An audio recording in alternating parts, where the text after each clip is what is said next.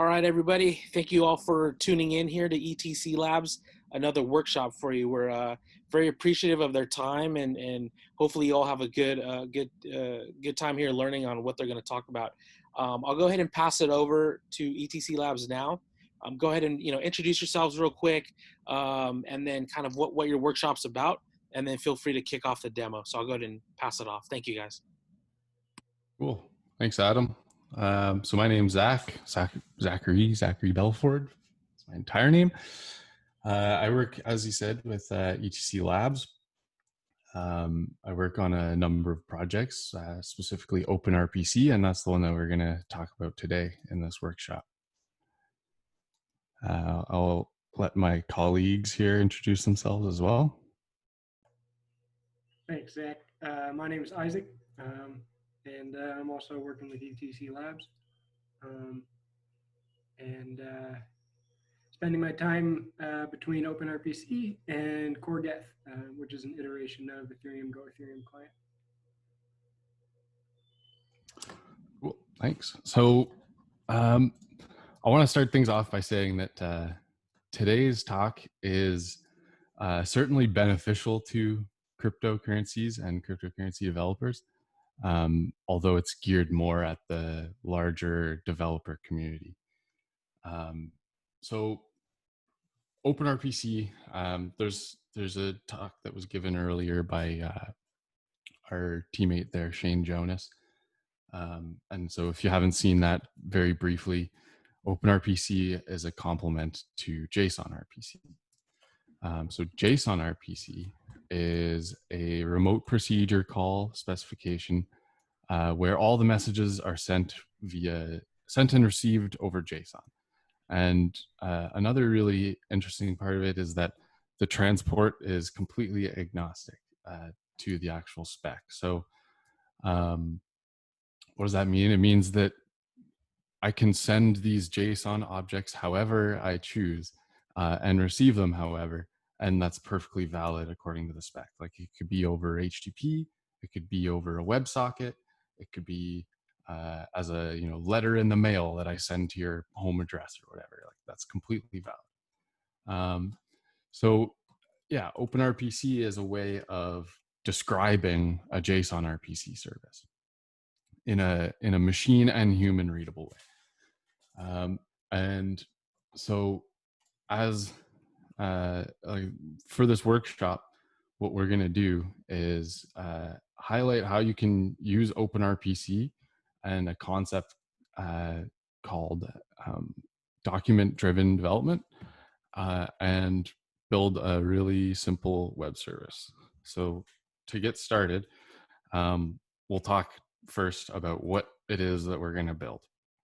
So for the purpose of the demo, I think it's best to keep it as simple as possible, just to minimize the mistakes that I might make, but B, just to get the points across. So I personally really like the concept of simple math as it's basically, I think, like a calculator, right? We have like basically simple math functions like addition and subtraction, where you give them numbers, you get back numbers. And so following in line with this idea of like, okay, we want to start with the documentation, and then we want to get into the code, so that we can really understand the problem, is to summarize the goal here. So we're going to come over to this the OpenRPC playground, and we just get this basic example here, but we're just gonna write in our own stuff. So I'll delete all this for now. Okay, don't need that either. Don't need any of that stuff. All right, so we're specifying what version of the spec it is, and I think the latest is 1.2.4. You can check that by just going to the spec, and yeah, it's written right there. Like it's auto updated every time it gets released, so you can trust it. And so yeah, so this is the general anatomy of a OpenRPC document. We have some things like the title of the API. So let's call it simple math. And we'll say it's version 1, sure. And then we describe the methods. So how do we describe the methods? Well, first of all, it's nice that we have this autocomplete or document validation built right into Playground. So it can kind of just guide us along to tell us what we're missing. But we can also hit Control Space, and that'll pull up a drop down of things that we might need. So in this case, we need a name, and we'll call it addition. Let's do lowercase. And then the method needs some parameters. So let's do params. Okay, how do we define parameters? So both parameters and results can be defined by what's called a content descriptor. And the content descriptor has inside of it a name. So let's call our first parameter A. And what else does it need? It needs a schema. And this is a JSON schema. So yeah, you can look up, it's a very well structured spec. Yeah, so it's a way to describe a JSON object using JSON. And so we get some autocompletes for that as well. But here we already know it's really simply just going to be a integer. And then let's say it takes A and B. Okay. And then we got to say what it returns. Oops. So the result is also a content descriptor, and we'll call it, oops. Let's see.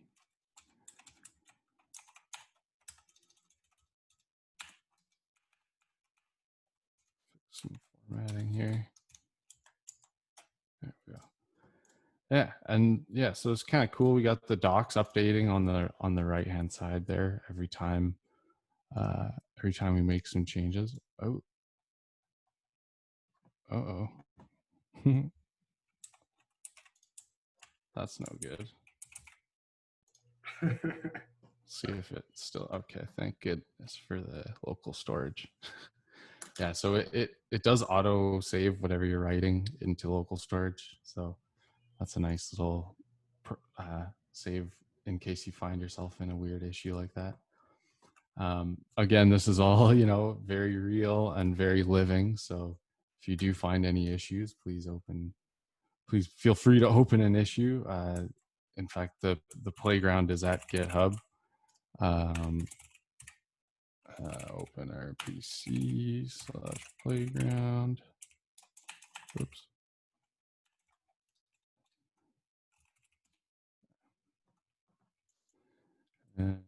Yeah, and just pop over here, open an issue, but I'll do that later, of course.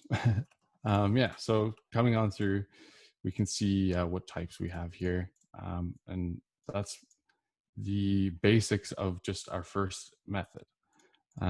So since we said we wanted to be, more documentation driven about it, well, we can add some stuff like descriptions, takes two numbers and adds cool. And we can give it, there's also like summary, stuff like that. Yeah. And further, if you want to make the schemas more detailed, you can give these titles, and I can just call it an integer. And then actually you can see, oh, there's some repetition there, right? So I want this over down here too. So there's actually also this here called components. And this is borrowed, a lot of this actually is borrowed from OpenAPI. In fact, OpenRPC is a fork of OpenAPI.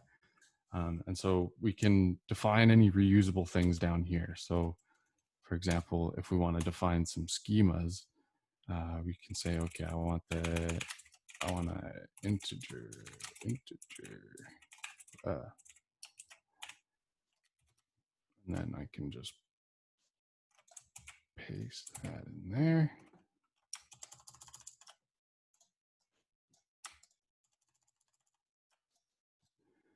And then instead of putting that there, now I can do $ref. And then to refer to it, this is borrowed from JSON schemas ref concept. Yeah, and you can put these in place of content descriptors. So anytime you have anytime you have a component you want to reuse, you can use this ref thing like this. And then I can put that down here too. But for now, we'll just leave it as simple because we're probably going to change stuff later. Yeah, so we've defined the service. Now we want to actually build a service. So for that, we have a bunch of tools actually around the OpenRPC documents. One of them is the generator. So it's called OpenRPC Generator. And you can download this on NPM. And it's just a command line tool that lets you run the generator through some number of components. Right now, the component types are fairly limited. You can generate clients in TypeScript, Rust. Yeah, I think just TypeScript and Rust. And then you can generate servers in TypeScript. And yeah, working on more components all the time. So should be more coming soon. But yeah, so I've installed it. I also created a new directory, popped in there. It's empty right now, as you can see. And so after having, I have to,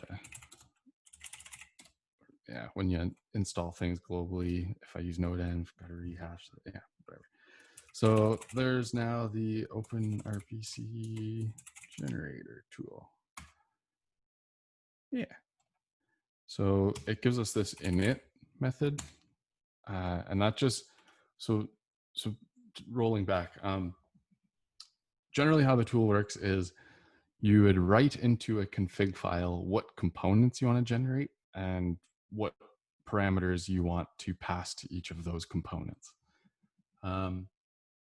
This init function just creates you that initial config, similar to how npm init creates you a package JSON to get you started. This one creates you a OpenRPC generator config.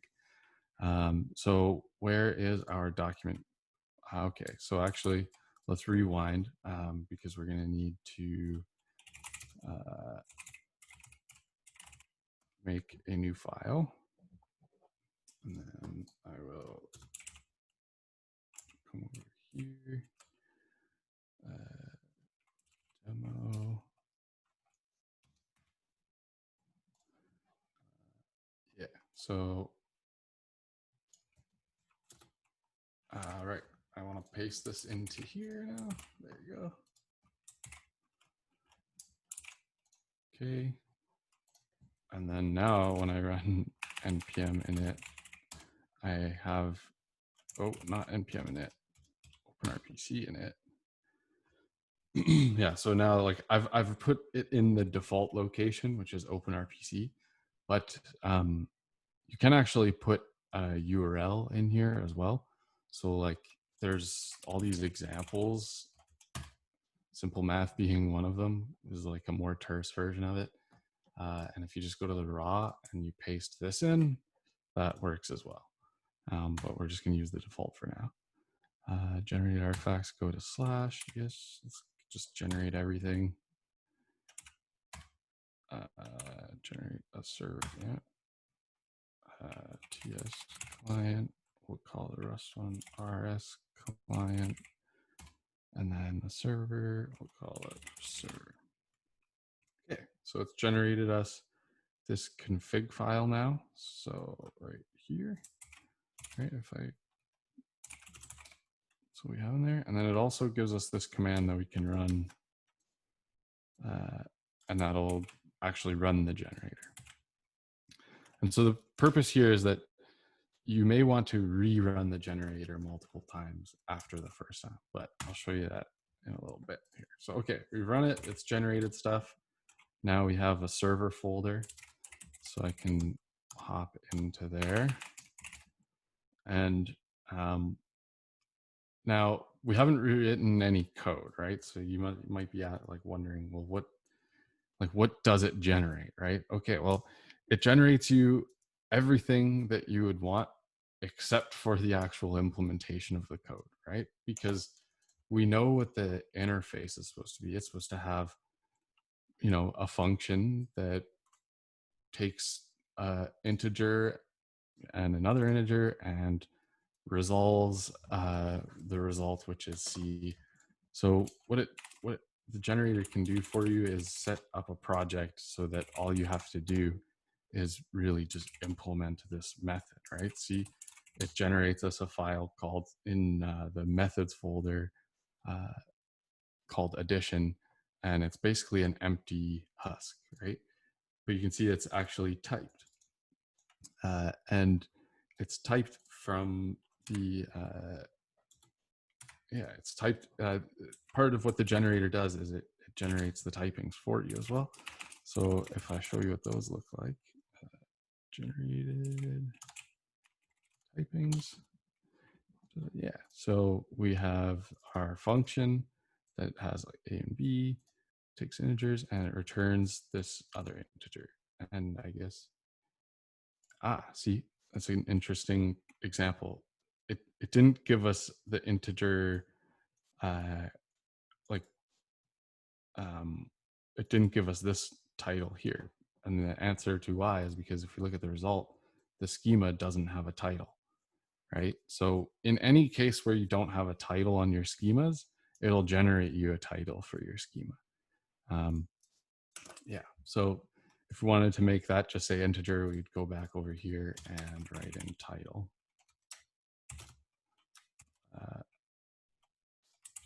Right, or we'd use the ref thing like I was doing earlier.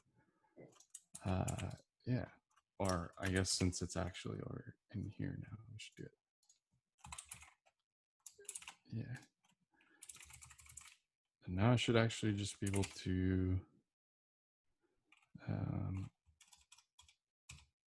although I did try this today and it wasn't really working all that well, but we'll see.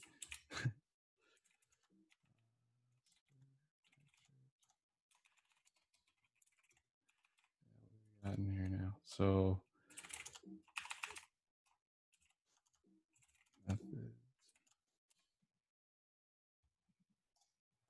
It's the same, right? Yeah. See, fixed it. Okay. So now all we have to do really to implement this is just go into the addition method and return the result.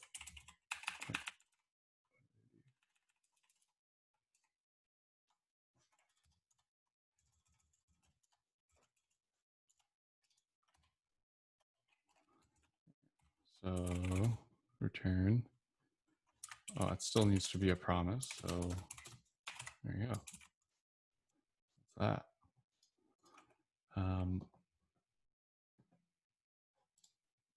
Yeah, so now I should be able to npm install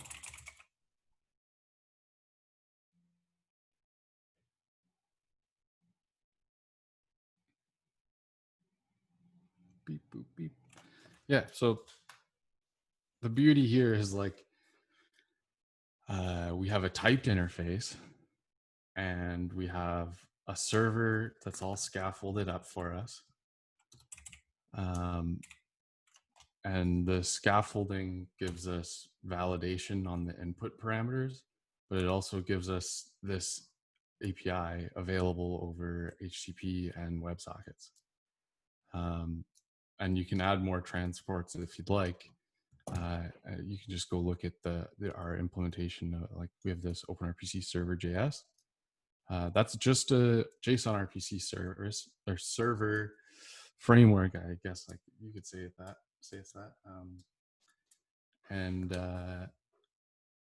Yeah, it just takes an OpenRPC document and gives you the validation stuff.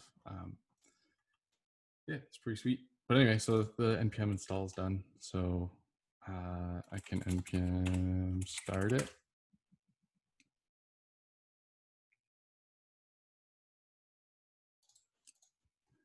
TypeScript compiling, which is actually nice.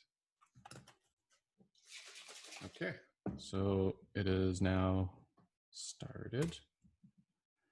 And so if we go back to Playground, actually we'll go to Inspector. So there's this other tool. Playground actually uses it. If you click this Try It Now button, it's in there.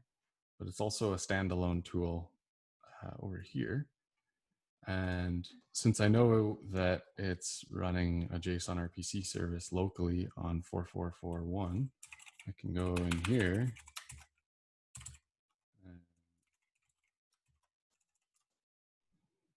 pop that in there. There you go. And look, it says OpenRPC document detected. And so this is like one of the sweetest parts I think about OpenRPC is there's this method called rpc.discover that part of the JSON or part of the OpenRPC spec says you should add, and that method returns to you the OpenRPC document. So here in Inspector, just by knowing the URL where the service is, this inspector can load in the OpenRPC document and right away give us full autocomplete on the service that we literally just made. So like, yeah, let's try it out. Let's give it 2 + 2. And we get 4, 8, and 10. Cool. And yeah, so just to show that, no gaffery here, we can do like, say, why don't we just call it, actually, even better, let's actually add another method. So this one. So we'll take our addition method.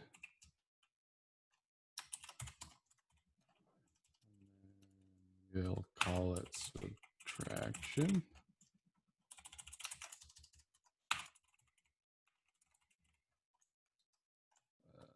Redundancy.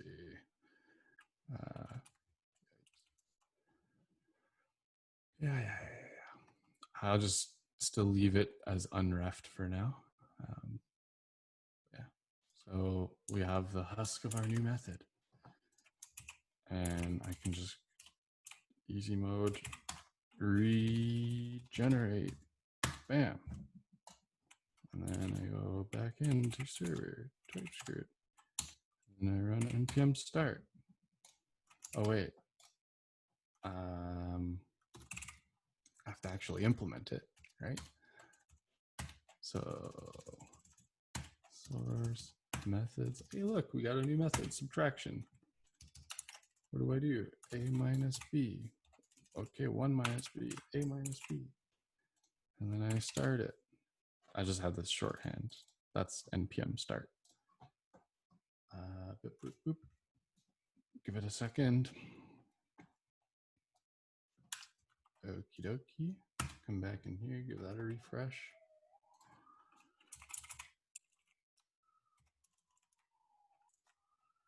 Oops.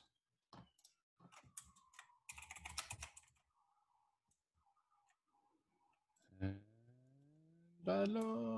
subtraction.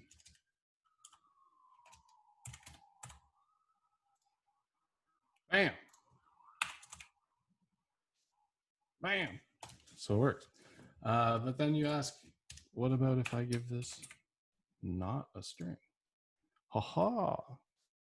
We get errors, structured errors. This is super, super helpful for any developer who wants to present user errors in a standardized way, right? Yeah. So I think that more or less sums up the demo that I wanted to show.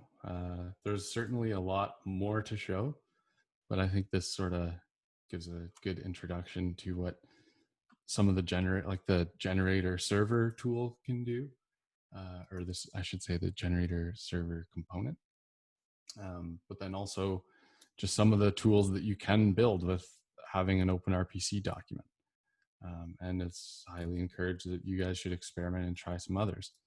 In fact, what I've shown you is coming at it from an approach of you don't have an OpenRPC document and or a service yet, and you're starting all of this from scratch. But certainly you might already have a service that provides some JSON-RPC or some other interface, and you want to add OpenRPC or JSON-RPC. And that's sort of what Isaac is going to help out with, because he's solved that rather nicely. So yeah, thanks for your time, and I'll pass it to Isaac. Nice. Thanks, Zach. Let's see here. I'm going to turn my video on. You gotta look at the man behind.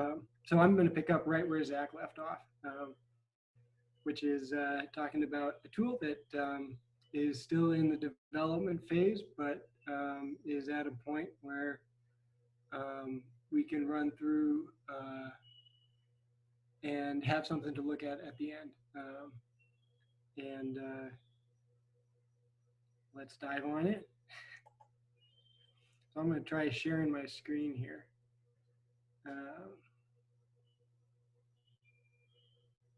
I've got sharing options. Who can share?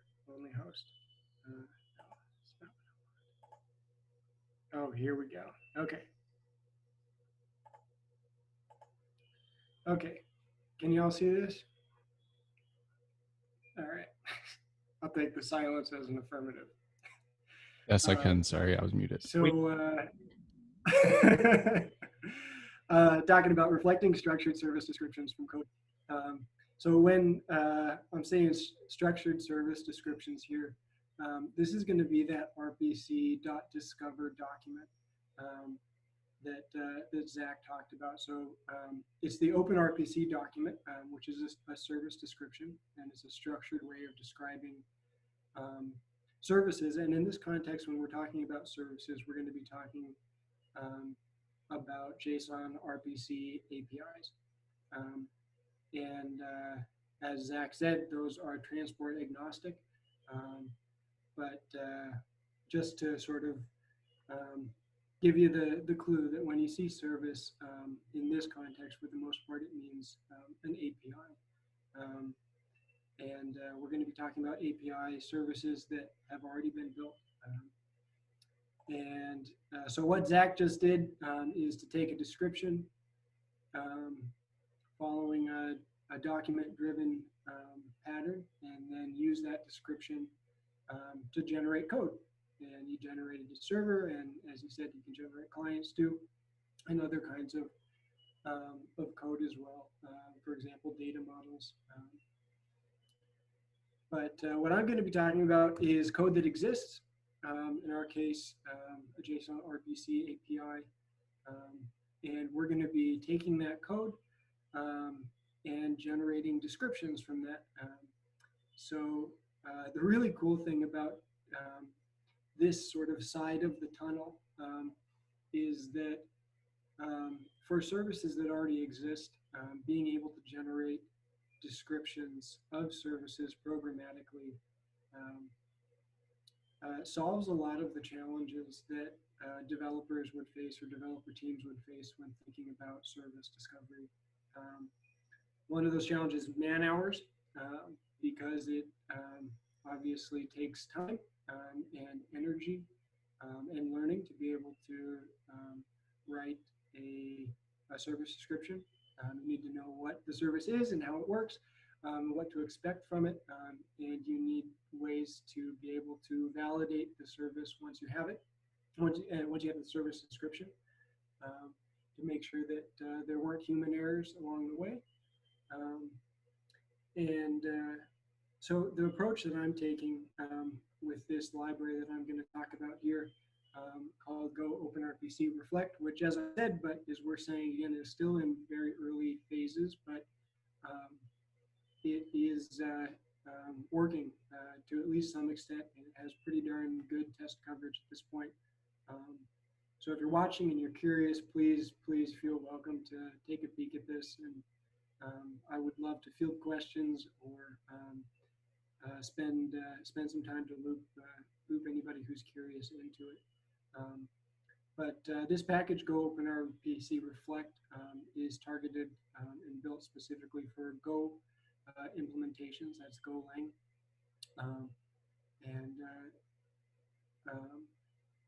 And reflection in this case, if you're not familiar, is a term that means meta programming. So you're programming about programming, and what's going on behind the scenes within this package as far as reflection at a very high level is that it's using static analysis as well as runtime methods to let the code look at itself and build a structured description of itself, and then present that structured description at the RPC.discover endpoint that Zach was talking about. So that services or consumers who use the API can hit that discovery endpoint and get a lot of information about what the server or service is capable of, and use then that description to do all kinds of cool things like documentation and code generation, that kind of thing. So, so what I'm going to do is we're going to walk through let's see here. I'm going to walk through a very bare bones example of picking up on Zach's cue with a simple math idea. I've got a very bare bones RPC server set up, and we're going to use this library and plug it in and generate a server description. So let's see, I'm going to pick my next window here.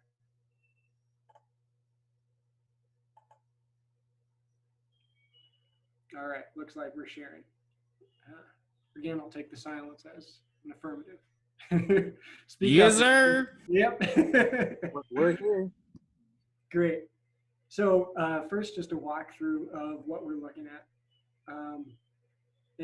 What's going on here at the very biggest picture is that I've just written an example test, which is a Go idiomatic way of being able to provide examples as tests. So that's what we're going to do here. But there's nothing about this code that's inherently a test. That's one of the beauties of the example pattern. So what you're going to see here that already exists is just a very basic implementation of an RPC server. And the RPC server is going to be using the net-RPC package. This is a standard library package. That, by the way, also happens to use Reflect, and that's, I think, worth noting is that this pattern of using registries and reflection in combination with structured conventions, then to then do stuff and generate stuff with that is a common pattern, and there's precedent for it in the language. So I hope that lends some credence to the initiative of the Go OpenRPC Reflect package in the first place, is because net-RPC uses reflection itself to do a very similar thing. So our service that we're going to be exposing as an RPC API is called myCalculator. And the calculator has only one method, and that is +1. And as you can see here, all it's going to do is increment the argument that's passed to it and then return that. If this method looks funny to you, it's because it is in kind of a funny shape, and it's in a shape that that fits the net RPC convention. So if you want to use the net RPC package to register methods automatically and then be able to use that registry as a server service, then you need methods that look like this. So they need to have one argument that's a pointer and that's exported. You need to have a second argument that's a pointer and also exported. It needs to be a method that's on the receiver with a pointer, and so forth. But that's why it looks like this. Most of the time, logic in real applications doesn't use this particular pattern because it's kind of unwieldy.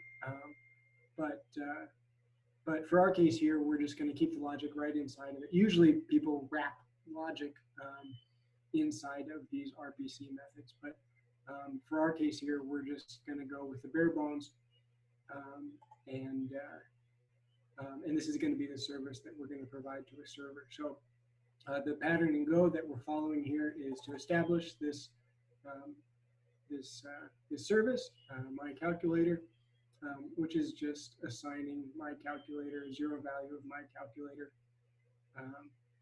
And then we spin up our server, rpc.newServer, and then we register our RPC calculator service onto the register. And when we do this, the net RPC package is using reflection to traverse over this receiver and look for methods that match the convention that it needs. And when it finds those methods, it registers them. And then we are going to spin up a little listener here. This is just standard Go server code. And then we are providing the server, this RPC server, as the handler to our HTTP web server. And that's it. That's it for the Go server and for the actual API service. So if this were a standalone application, albeit a small one, that's all it would be. But since this is an example test, we've also got an RPC client here, and we're going to use that client to hit our server and then tell us about the responses that it gets so we can make sure that it's getting responses that we expect. So all that's happening here is we have this client, and then we're calling the client in the Go idiomatic way here, and we're expecting a reply. So if we run this test, we'll see that it's okay, that the output was indeed 43. This is a Go idiomatic way of testing the example. And that's it. So what we're going to do is use the Go OpenRPC Reflect package to install service discovery. And just a word to the wise, since I am working actually in the Go OpenRPC Reflect package itself, I'm going to be missing some import paths as I declare variables that normally in an application using this package would have. But that's a small thing, but just for the detail oriented. So the first thing that we're going to do right after we spin up our server, or at least assign our server, I should say, is we're going to create a document. This is the bare level struct here, and that's what we're going to register our receivers and methods to. So this bad boy is going to be doing the reflection work for us, and we're going to configure this, and then it's going to apply those configurations to the reflection, and eventually be able to give us a result. So there's only two things that we need to configure on this document, and the first one is the one that requires getting your hands dirty a little bit, and this is the with meta method. And the meta method, as Zach was talking about with the anatomy of OpenRPC,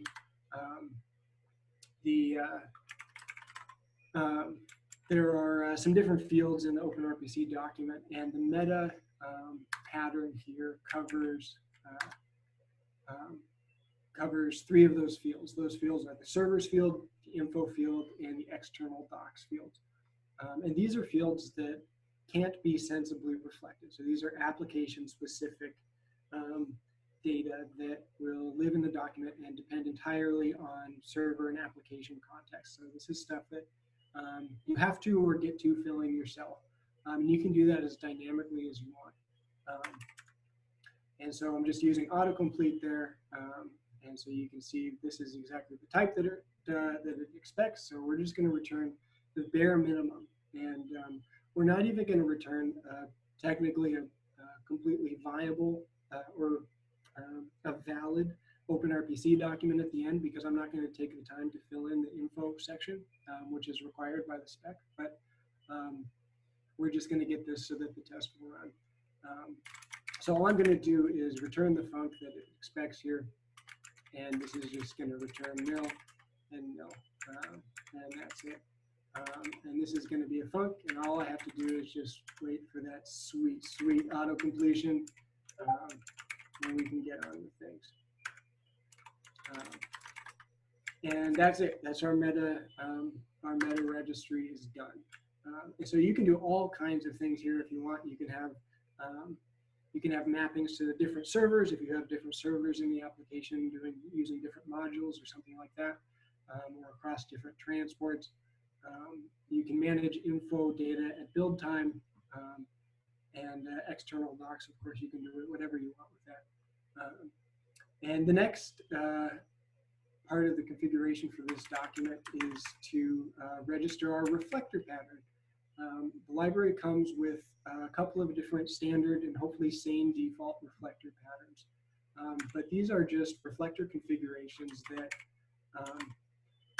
fit existing implementations, like the standard library RPC conventions. So all we have to do here is say standard reflector, and the standard reflector just fits the net RPC conventions. But we can do all kinds of things here with this reflector if we want. We have specific tweaks that we need for our application or for the document that we want to get out of it. We can tweak absolutely any part of this reflector.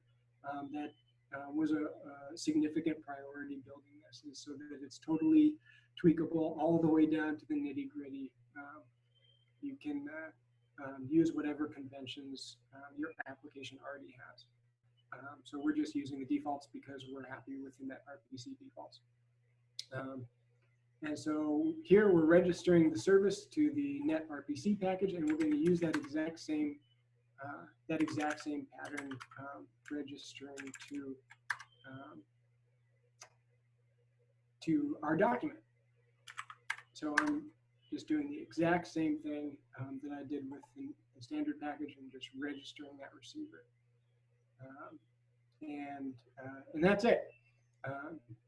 And so now we have a document that's registered this receiver, and now we need some way to plug this document back into the RPC service that we want. So what we're going to do here is wrap this document, and this is a little bit of a magic method here, but I'll show you where it comes from.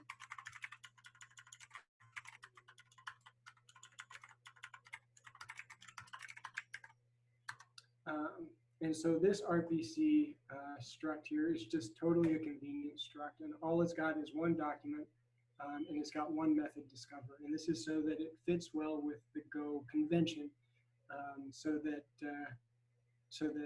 this method is going to wind up at the endpoint RPC.discover per Go conventions. But of course, this is it. And if you want to write your own implementation, and include any kinds of middleware you want, you're more than welcome to do that, and it's really straightforward to do that. So now, the beauty of this is that we get to register this service back to the RPC registry. So we're registering this exactly the same way that we registered our calculator service in the first place. And that's it. That's it. So now we're on to testing it, make sure that this actually works for us. So here we were testing our +1 method, and we're going to use the exact same pattern to test the RPC.discover endpoint. So I'm just going to copy this, And instead of expecting a +1 reply, I'm going to rename this so we don't have a collision.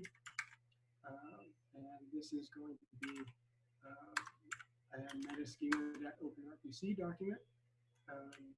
And interestingly, this metaschema.openrpc document is itself a generated data model that came from one of the libraries that Zach mentioned. So we're going to get rid of our argument here. We don't need that. We can just plug right in 0 here.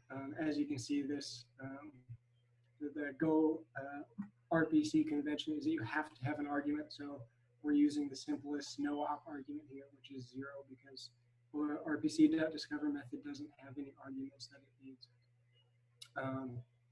And then since we've got a reply here, let's check it out when we get it. Oops.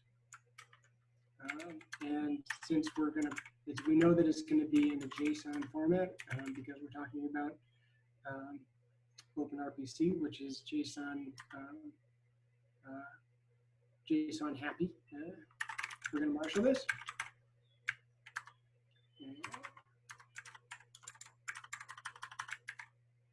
And then we're going to log it.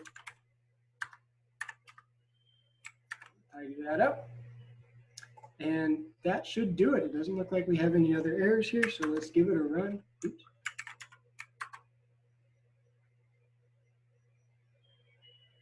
And let's see, line J. Aha! We weren't calling the method. Let's call that sucker. There we go. And instead of passing reply, we got to fix that. So now we can expect this to work. Well, let's see here. Discover reply, discover reply. Let's see.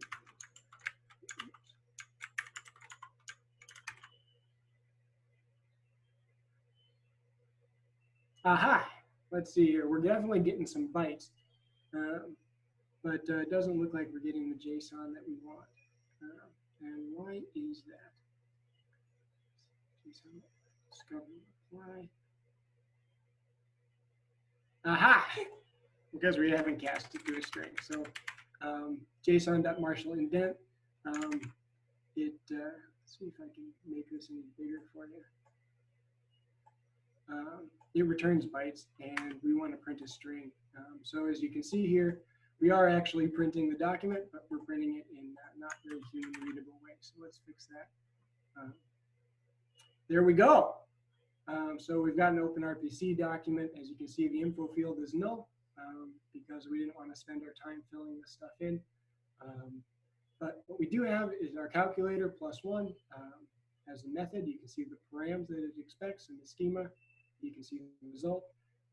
And you can even follow this link to the source on GitHub. So if we take this, this server method now to bring it all the way back home, and I'm going to take just a minute and stop my screen share and switch applications. We're going to go back to our pet store. All right. So we're here at the playground. If you're watching, this is where Zach spent some time. And instead of writing our own document, we're going to just copy and paste our document that was generated programmatically right in there. And as you can see, we get very nice descriptions for our method. We got method names. We've even got the full text of the Go code that implements the method, and we can inspect the argument and check out the schemas. Good thing our linter here is checking and complaining about the null field, and that's because it expects something to actually exist. So, and now it wants us to fill it in because that's what's needed for a valid schema. But that's the long and the short of it. Again, if you have any questions or if this piques your interest, I would love to connect with you at that GitHub repository, etc labs core go OpenRPC Reflect. And I have a question. That's it. How is this used in Ethereum Classic? What's that? How is this used in Ethereum Classic? Oh, right now we're using it at CoreGeth, and for one, and that's a client, which is a node on the Ethereum network, or the Ethereum Classic network in this case. But it's also used in a ton of other places.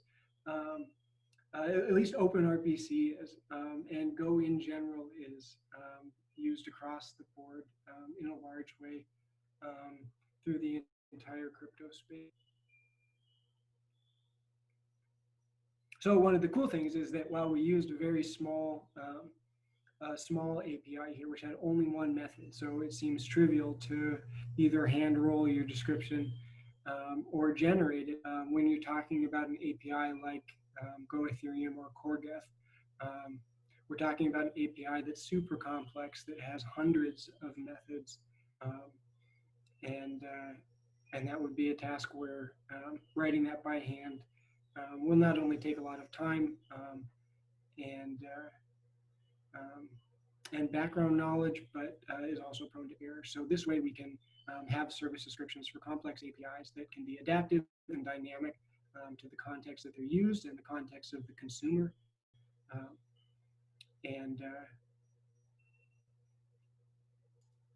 Does that answer your question?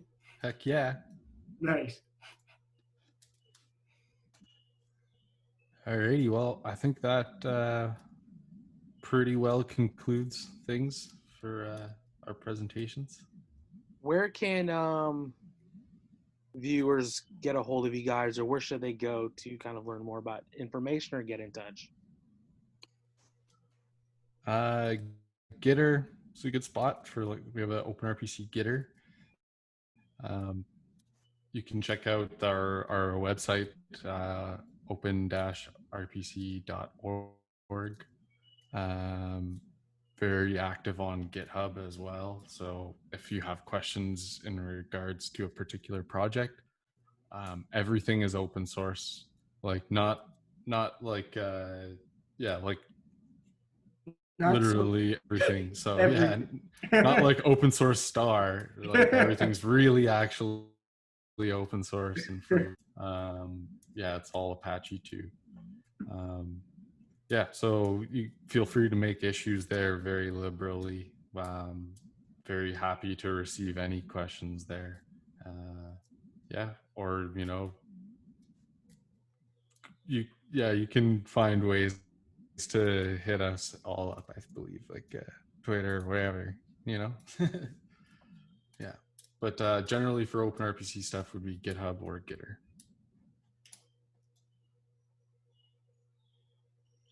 Awesome. Well, I think that concludes this workshop for the day. We appreciate you taking your time out to join us here at Reimagine 2020.